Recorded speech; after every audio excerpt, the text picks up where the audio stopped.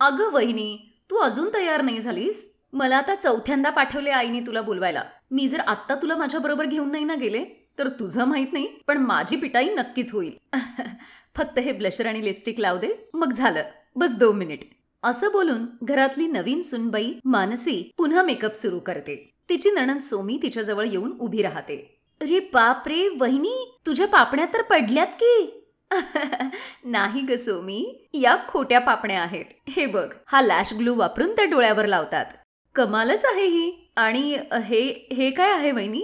हे हे ब्लशर आणि हे हायलायटर आहे आणि हे आहे आय शॅडोचं पॅलेट. अजून एक दाखवू तुला? हे बघ, हे आहे माझं लिपस्टिकचं कलेक्शन. अरे वा वहिनी, तुझ्याकडे तर मेकअपचं केवढं सारं सामान आहे. माझ्याकडे तर फक्त एक गुलाबी लिपस्टिक आहे. तेही मी खूप हट्ट केल्यानंतर आईने मला घेऊन दिली. अगं पण असं का? तुझ्या वयाच्या मुली तर किती मेकअप करतात. ओहो, पण आईला मेकअप अजिबात आवडत नाही. न स्वतः करते न मला करू देते. ओहो, काही हरकत नाही. यापुढे तुला मेकअपसाठी जे काही लागेल ते तू माझ्याकडून घे. त्यापेक्षा तूच माझा मेकअप केलेला जास्त बरा नाही का होणार? कारण खरं सांगू, मला मेकअप करता येतच नाही. मग चल इथे बस बरं, मी आजच तुझा मेकअप करते. आणि मग सोमी अगदी आनंदाने त्या खुर्चीवर जाऊन बसते आणि मानसी पण मनापासून तिचा मेकअप करू लागते. पण या सगळ्या प्रोसेसमध्ये त्या विसरल्या की मानसीची सगळेजण बाहेर वाट बघत होते. खूप वेळ झाला तरी सोमी मानसीला घेऊन बाहेर आली नाही, म्हणून सोमीची आई कल्याणीच मानसीच्या खोलीत आली. त्यांच्या रागाचा पारा अगदी आकाशापर्यंत जाऊन पोहोचला. सोमी, तुला कशाला पाठवलं होतं मी इथे? ही रंगरंगोटी करायला? आई, ते ते ते ते मी थोडंसं बस. आई, तुम्ही सोमीवर नाराज होऊ नका.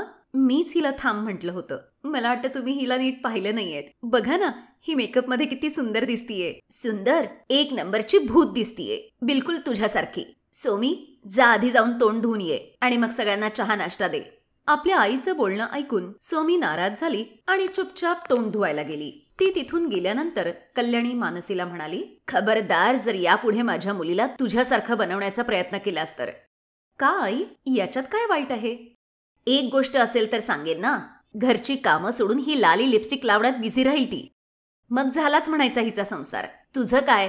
तू मोठ्या बापाची मुलगी आहेस. पाहिजे तेवढा पैसा खर्च करशील तुझ्या या लाल पिवळ्या निळ्या डब्यांवर. पण आमच्या घरातल्या मुलींना आम्ही नेहमी असेच संस्कार केलेत की आपलं अंथरूण बघूनच पाय पसरावेत. पण आई, बस, मला तुझ्याशी वाद घालण्यात काही इंटरेस्ट नाहीये. बाहेर कॉलनीतल्या बायका सगळ्या वाट बघतायत तुझी. वेळ मिळाला तर त्यांना दाखवायला ये तुझा हा रंगीबिरंगी चेहरा, नाहीतर थोड्या वेळाने त्या निघून जातील. एवढं बोलून कल्याणी तिथून निघून गेली आणि त्यांच्या मागोमाग मानसी पण डोक्यावर घुंगट घेऊन बाहेर आली. कल्याणीची 2 मुलं होती. मोठा मुलगा विनेश आणि छोटी मुलगी सोमी. विनेश आणि मानसी एकाच कॉलेजमध्ये शिकत होते. मग तिथेच त्यांची मैत्री झाली, प्रेम झालं आणि नंतर लग्न झालं. कल्याणीला नेहमीच काळजी वाटायची की श्रीमंत घरातली मुलगी नीट संसार करू शकणार नाही आणि तिचे नखरे सुद्धा विनेशला सांभाळता येणार नाहीत. पण दुसरीकडे मानसीचे विचार यापेक्षा खूप वेगळे होते. मानसी, मी तुला आधीच सांगितलं होतं की आई बरोबर तू ऍडजस्ट नाही होऊ शकणार. प्रत्येक गोष्टीत टोमणे मारायची सवय आहे तिला. बघितलंस ना सोमीला कशी स्वतःच्या दबावाखाली ठेवते ते. माझं म्हणणं ऐक. आता नाही विनेश, आपण आई आणि सोमीला सोडून कुठेही जायचं नाही. तूच विचार कर, आपल्याशिवाय त्यांचं कोण आहे? केवळ हाच विचार करून मी पण गप्प बसतो. तुला सांगू मानसी, आई आधीपासून अशी नव्हती. बाबा जेव्हा जिवंत होते तेव्हा तिलाही नटण्याची खूप आवड होती. पण बाबा गेल्यानंतर तिला या सगळ्याचा खूप तिटकारा आलाय. कदाचित लहान वयातच विधवा होण्याचं दुःख आईने सहन केलंय, त्यामुळे ती अशी झाली असेल. काही हरकत नाही विनेश, मी समजू शकते आणि माझ्यावर विश्वास ठेव. मला आईंच्या कुठल्याच बोलण्याचं वाईट वाटलं नाही. मी आता त्या दिवसाची वाट बघतीये की त्या जेव्हा आनंदाने हसून माझा प्रेमाने स्वीकार करतील. उफो, आज पुन्हा पिठात पाणी जास्त झालं माझ्याकडून. आता काय करू? आईंनी बघितलं तर खूप चिडतील. नाही करणार, कारण आई येण्याआधीच मी या पिठाला ठीक करते. दे इकडे वहिनी, माझ्याकडे दे. थँक्यू सोमी, खरंच तू नसतीस तर माझं काय झालं असतं आता. अगं वहिनी, एवढं मोठं काही झालं नाहीये. बरं वहिनी, तुला आज संध्याकाळी काही काम आहे का? बरं सोड, जाऊ दे. अगं असं का जाऊ दे? बोल ना, मी फ्रीच आहे संध्याकाळी. काय शिकायचंय तुला आज? मला ना ते आयलाइनर लावायला शिकायचंय. माझ्या सगळ्या मैत्रिणी लावतात पण मला येत नाही.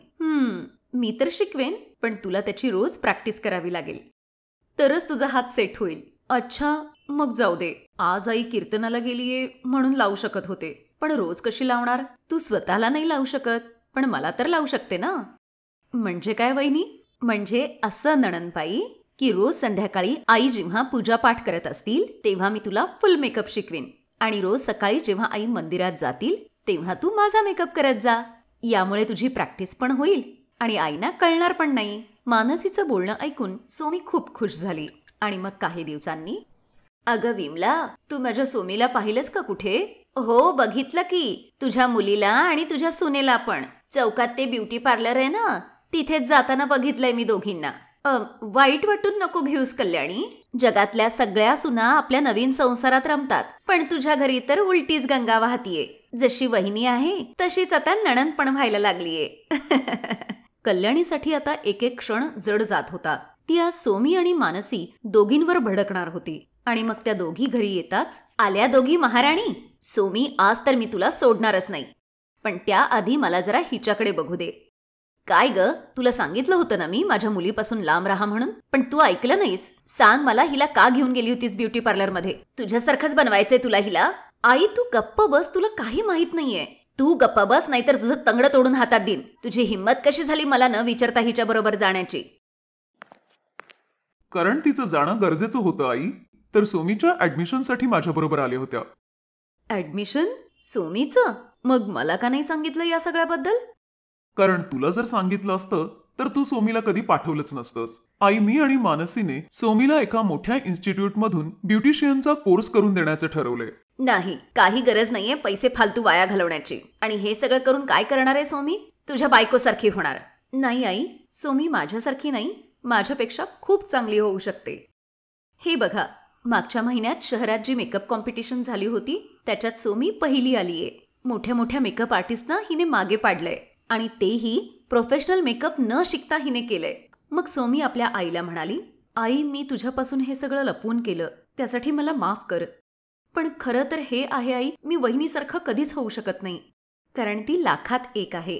ती माझी वहिनी आहे, मैत्रीण आहे, आणि कदाचित आईसारखी सुद्धा, जिची मला नेहमीच गरज होती. सोमीच्या या बोलण्याने कल्याणीच्या या सगळ्या विचारांवर पाणी फिरलं, आणि आता तिला तिच्या चुकांची जाणीव होते. तिने सोमीच्या डोक्यावरून प्रेमाने हात फिरवला आणि स्वतःचीच लाज वाटून ती मानसीची माफी मागते. कारण तिला कळालं होतं की मानसी एवढी चांगली सून तिला कधीच मिळाली नसती.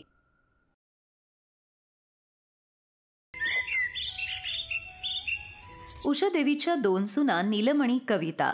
मोठी सून नीलमला 2 मुलं होती आणि कविताचं लग्न होऊन 1च वर्ष झालं होतं. नीलम घरात मोठी असल्या कारणाने घरात ती आपला रुबाब सगळ्यांवर दाखवायची. ती घरात केवळ स्वतःच म्हणणं खरं करायची. कविता, आता तू पोळ्या करू नकोस, मी बाहेर सगळ्यांना व्हेज बिर्याणी वाढलीये. पण वहिनी, आत्यांनी तर पोळी मागितली होती. आई म्हणत होत्या त्या भात खात नाहीत. मी सांगितलंय ना तुला, थांब म्हणून. आता जेव्हा हव्या असतील तेव्हा आपण पोळ्या करूयात. भाऊबीजेचा सण होता. घरात सगळी लोक आली होती. त्यामुळे स्वयंपाकघरात उषा देवीच्या 2ही सुना जेवणाची तयारी करत होत्या. नीलमने व्हेजिटेबल बिर्याणी बनवली होती आणि ती सगळ्यांसमोर आपल्या बिर्याणीचंच कौतुक करत होती. आत्या, अजून थोडी बिर्याणी घ्या ना. मला वाटतं तुम्हाला बिर्याणी आवडली नाहीये. नाही नाही सुनबाई, तुझ्या हातचं जेवण तर मला खूप आवडतं. खूपच छान जेवण बनवतेस तू. पण मी जास्त भात खात नाही ना. थांबा वंस, मी आत्ता पोळी मागवते. कविता, अगं कविता, पोळ्या झाल्या नाहीत का अजून? थांबा, मीच जाऊन बघून येते. उषादेवी स्वयंपाकघरात जाऊन बघतात तर कविता पोळ्या बनवण्याऐवजी शेवयांची खीर बनवत होती. उषादेवीला खूप राग आला. काय ग हे कविता, इतका वेळ झाला वंस पोळीसाठी थांबून राहिल्यात आणि तू इथं शेवयाची खीर बनवतीयेस? अगं त्यांना आधी पोळी तर वाढायची होतीस ना, आणि मी तुला आधीच सांगितलं होतं की त्यांच्यासाठी तू पोळी करून आण. आई, ते नीलम वहिनींनी मला. कविता, तू राहू देत, मी करते पोळ्या. आई तुम्ही बाहेर जा, मी लवकर पोळ्या करून आणते. पहिल्यांदा कविताला जाणवलं की नीलम तिच्याबरोबर नीट वागत नाहीये. त्या दिवशी तिने ठरवलं, मोठी जाऊ असली म्हणून काय झालं, त्यांचं असं चुकीचं वागणं बरोबर नाही. आता तिला माहीत झालं होतं, जेव्हाही नीलम अशी वागायची, जेव्हाही नीलम अशी लावालावी करायची, तेव्हा कविताही मागे पडत नव्हती. पण हे करताना ती आपल्या मोठ्या जाऊबाईंचा मान सन्मान मात्र नक्कीच ठेवत होती. एक दिवस उषादेवी तिची मुलगी, नातवंड आणि सुनांबरोबर बाहेर फिरायला गेली होती. आत्याच्या मुलीच्या लग्नासाठी त्या एका दुकानात जाऊन साडी खरेदी करतात. आत्या, हा लेहंगा खूप छान आहे, किरणला तो खूप छान दिसेल. नीलम वहिनी, कविता वहिनीने जो गाजरी कलरचा रंग दाखवलाय ना, तो पण खूप छान वाटतोय. आजकाल त्या रंगाची खूप फॅशन आहे. मी खूप साऱ्या ऍक्ट्रेसेसना असा रंग घातलेलं पाहिलंय. आजकाल लग्नात याच कलरचा जास्त ट्रेंड आहे. एक काम कर किरण, तू तुझ्या नवऱ्याला पण असा सेम रंग घ्यायला सांग. खूप छान ट्विनिंग दिसेल. आणि मी जी तुला पार्लरवाली सांगितलीये ना, ती खूप छान मेकअप करते. तू खूप छान दिसशील बघ या लेहंग्यात. खरंच कविता वहिनी, तू आल्यामुळे माझ्या लग्नाचं शॉपिंग अगदी खूप छान झालं. अगं वहिनी लोक याचसाठी असतात की आपल्या नंदेची काळजी घेऊ शकतील. खरंच कविता, तुझी चॉईस खूप छान आहे. अगं रितू, या आजकालच्या मुली आहेत ना, आपल्यापेक्षा यांना जास्त कळतं. कविता वहिनी, तुम्ही माझ्याबरोबर त्या समोरच्या दुकानात पण चला. मला ना जीन्सवरचे टॉप सुद्धा घ्यायचेत. मला धीरज म्हणाला होता की आपण हनीमूनला गेलो तर तू जाताना जीन्स तुम्हाला समजताय ना वहिनी? मला सगळं कळतंय किरण. ही सगळी शॉपिंग करताना खूप मजा येते. नीलम खूप चिडली होती कारण सगळेजण केवळ कवितालाच महत्त्व देत होते. तेव्हाच नीलमचा मुलगा आईस्क्रीमचा हट्ट धरतो. मम्मी, मला आईस्क्रीम पाहिजे, दे ना. मी सांगितलं ना एकदा नाही देणार म्हणून. त्याला का ओरडतीयेस? एवढी का चिडलीयेस त्याच्यावर? आजकाल तुला काय झालंय काय माहीत. जेव्हा बघावं तेव्हा चिडचिड करत असतेस. नीलम, जरा नीट वाग. आपण मार्केटमध्ये आलोय, आपण कुणाच्या तरी दुकानात बसलोय. अगं नीलम, असू दे, लहानच आहे तो. बरं चल, तू माझ्यासाठी एक चांगली साडी बघ बरं. दे, बाळाला माझ्याकडे दे. नीलम बाळाला आपल्या सासूच्या हातात देते आणि मग त्या साड्या बघायला लागतात. काही वेळानंतर कविता आणि किरण जेव्हा शॉपिंग करून परत येतात तेव्हा सगळ्यांचं लक्ष बिट्टूवर जातं. पण बिट्टू तिथे कुठेच नव्हता. बिट्टू कुठे गेला? बिट्टू? कविता, किरण, तुम्ही दोघींनी पाहिलं का बिट्टूला दुकानातून बाहेर जाताना? नाही वहिनी, आम्हाला तर बिट्टू दुकानाबाहेर कुठेच दिसला नाही. तो जर बाजूच्या दुकानात गेला असेल तर. सगळेजण बिट्टूला शोधू लागतात पण तो त्यांना कुठेच सापडत नाही. तेव्हाच कविताच्या मोबाईलवरती एक अननोन नंबर येतो. कोण बोलतंय? काकू, मी बोलतोय बिट्टू. मी एका अंकल बरोबर थांबलोय. अंकल? बाळा, तू त्यांना फोन दे. तुमचा मुलगा माझ्याच बरोबर थांबलेला आहे. तुम्ही लवकर त्याला इथे घ्यायला या. मग या सगळ्या जणी त्या ठिकाणी पोहोचतात जिथे बिट्टू थांबलेला होता. बिट्टू, माझ्या बाळा, तू ठीक तर आहेस ना? हो आई, मी बिलकुल ठीक आहे. एक चोर अंकल मला आईस्क्रीम द्यायला घेऊन जात होते, पण दुसऱ्या अंकलला ते कळलं आणि त्यांनी त्याला खूप मारलं. तो चोर पळून गेला. बरं झालं की मी हे करत असताना त्याला पाहिलं आणि मी त्याला पकडलं. तुमचा मुलगा खूप हुशार आहे. त्याला इतर कोणाचे फोन नंबर माहीत नव्हते, पण त्याच्या काकीचा नंबर माहिती होता, म्हणून मी तुम्हाला लगेचच कॉन्टॅक्ट करू शकलो. तुमचे खूप खूप धन्यवाद आहेत. सगळेजण बिट्टूला घेऊन घरी येतात.